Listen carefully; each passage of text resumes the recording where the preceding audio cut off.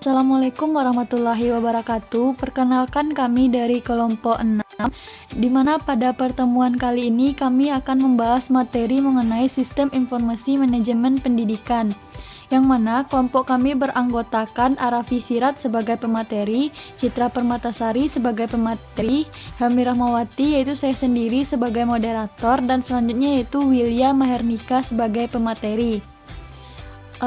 Pembacaan materi pertama yaitu mengenai pengertian aplikasi data pokok pendidikan atau Dapodik yang akan dibacakan oleh Wilya Mahernika. Kepada Wilya Mahernika dipersilahkan. Baik, terima kasih kepada moderator. Perkenalkan saya Wilya Mahernika, NIM 18002108, akan membacakan materi pertama yaitu tentang pengertian aplikasi data pokok pendidikan atau disingkat dengan Dapodik. Dapodik adalah sistem pendataan skala nasional yang terpadu, merupakan sumber data utama pendidikan nasional, serta bagian dari perencanaan pendidikan nasional dalam mewujudkan insan Indonesia yang cerdas dan matang. Karena tanpa perencanaan pendidikan yang matang, maka seluruh program yang terbentuk dari perencanaan tersebut akan jauh dari tujuan yang diharapkan. Untuk melaksanakan perencanaan pendidikan maupun untuk melaksanakan program-program pendidikan secara tepat dibutuhkan data cepat, lengkap, valid, akuntabel, dan up-to-date. Untuk mewujudkan pendataan yang terintegrasi ini dilakukan dengan membangun mekanisme dan aplikasi pendataan melalui satu pintu. Sistem pendataan berbasis teknologi informasi yang dibangun oleh Direktorat Jenderal Pendidikan Dasar dan Menengah. Aplikasi Dapodik ini dikemas dalam bentuk installer yang dapat digunakan oleh semua jenjang pendidikan di lingkungan Direktorat Jenderal Pendidikan Dasar dan Menengah, yaitu jenjang sekolah dasar atau SD, sekolah menengah pertama atau SMP, sekolah menengah atas atau SMA, sekolah menengah kejuruan atau SMK, dan sekolah luar biasa atau SLB. Sekian materi dari saya kembalikan kepada moderator. Selanjutnya yaitu materi yang kedua mengenai undang-undang yang mendasari penggunaan aplikasi Dapodik yang akan dibacakan oleh Citra Permatasari. Kepada Citra Permatasari dipersilahkan. Baik, terima kasih kepada moderator. Perkenalkan, nama saya Citra Permatasari, NIM 18002127, akan membacakan materi tentang undang-undang yang mendasari penggunaan aplikasi Dapodik. Aplikasi Dapodik Dikesman dikembangkan oleh Direktorat Jenderal Pendidikan Dasar dan Menengah sesuai dengan Instruksi Menteri Nomor 2 Tahun 2011 tentang kegiatan pengelolaan data pendidikan. Dikembangkan dengan semangat satu nusa, satu bangsa, satu bahasa, dan satu data. Aplikasi ini berfungsi untuk menjaring data pokok pendidikan atau satuan pendidikan, peserta didik, serta pendidik, dan tenaga kependidikan yang akan dimanfaatkan dalam berbagai kebijakan pendidikan, yaitu BOS, Bansos, Tunjangan, dan lain-lain. Selain itu, berdasarkan Undang-Undang Republik Indonesia Nomor 11 Tahun 2008 tentang Informasi dan Transaksi Elektronik, pemanfaatan teknologi informasi dan transaksi elektronik dilaksanakan berdasarkan azas kepastian hukum, manfaat, kehati-hatian, itikat baik, dan kebebasan memilih teknologi atau netral teknologi. Pemanfaatan teknologi informasi dan transaksi elektronik dilaksanakan dengan tujuan sebagai berikut. Yang pertama, mencerdaskan kehidupan bangsa sebagai bagian dari masyarakat informasi dunia. Yang kedua, mengembangkan perdagangan dan perekonomian nasional dalam rangka meningkatkan kesejahteraan masyarakat. Yang ketiga, meningkatkan efektivitas dan efisiensi pelayanan publik.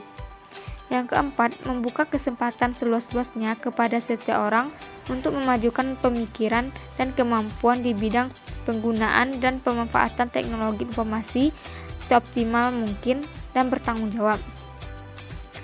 Dan terakhir, memberikan rasa aman, keadilan, dan penyelenggaraan teknologi informasi. Baiklah, sekian materi dari saya kembalikan kepada moderator. Yang selanjutnya yaitu mengenai data yang di-entry pada aplikasi Dapodik yang akan saya bacakan sendiri, yaitu yang pertama data satuan pendidikan. di mana data satuan pendidikan ini adalah data kelompok layanan pendidikan yang menyelenggarakan pendidikan pada jalur formal, non-formal, dan informal pada setiap jenjang dan jenis pendidikan. Yang kedua yaitu data pendidik dan tenaga kependidikan. Yang pertama, pendidikan adalah guru dan pendidik lainnya pada satuan pendidikan di bawah pembinaan Kementerian Pendidikan dan Kebudayaan. Sedangkan tenaga pendidikan adalah anggota masyarakat yang mengabdikan diri dan diangkat untuk menunjang penyelenggaraan pendidikan. Yang ketiga yaitu peserta didik adalah anggota masyarakat yang berusaha mengembangkan potensi diri melalui proses pembelajaran yang tersedia pada jalur, jenjang, dan jenis pendidikan tertentu. Yang terakhir yaitu substansi pendidikan. Materi selanjutnya yaitu mengenai cara entry data pada aplikasi Dapodik, di mana akan dibacakan oleh Arafi Sirat. Kepada Arafi Sirat dipersilahkan. Terima kasih kepada moderator. Perkenalkan, nama saya Arafi Sirat Syedha, NIM 282123. Materi selanjutnya yaitu tentang cara entry data pada aplikasi Dapodik. Tahapan-tahapan dalam entry data pada aplikasi Dapodik antara lain. Yang pertama, install aplikasi Dapodik pada komputer. Yang kedua, setelah aplikasi Dapodik terinstall, registrasi aplikasi Dapodik. Yang ketiga, login menggunakan username dan password yang sudah berhasil diregistrasikan. Yang keempat, isi seluruh kelengkapan data pada aplikasi Dapodik dan tenaga kependidikan, serta didik dan serta substansi pendidikan. Yang kelima, setelah semua data di-entry, maka data tersebut akan divalidasi. Validasi adalah suatu tindakan yang membuktikan bahwa suatu proses metode dapat memberikan hasil yang konsisten sesuai dengan spesifikasi yang telah ditetapkan dan terdokumentasi dengan baik. Validasi dalam aplikasi ini bertujuan untuk mencegah data invalid masuk ke server pada saat sinkronisasi online. Ada dua kriteria pada validitas yang dapat dipahami. Status warning ditandai dengan tanda seru berwarna kuning menandakan bahwa ada data PTK yang harus terisi. Adapun untuk tanda checklist berwarna hijau menandakan bahwa data PTK sudah valid. Yang keenam, apabila data telah divalidasi, maka sinkronisasi data pada aplikasi Dapodik bisa dilakukan setelah komputer terhubung dengan jaringan internet. Jika proses sinkronisasi tidak selesai, selanjutnya di dalam form sinkronisasi akan tampil waktu yang dibutuhkan untuk menyelesaikan sinkronisasi dan peringatan bahwa sinkronisasi berhasil. Yang terakhir, yang ketujuh, melakukan cek progres pengiriman pada web Dapodik Assessment. Bertujuan untuk melihat dan membandingkan data yang dikirimkan melalui aplikasi Dapodik dari pengguna dengan data yang sudah masuk ke server Dapodik pusat. Hal ini dimaksudkan agar pengguna dapat melihat data mana yang belum masuk ke dalam server pusat karena kemungkinan gagal sinkronisasi. Mungkin sekian materi yang dapat saya sampaikan. Saya kembalikan kepada moderator. Baik, terima kasih. Sekian presentasi dari kelompok kami. Jika ada kesalahan kami mohon maaf.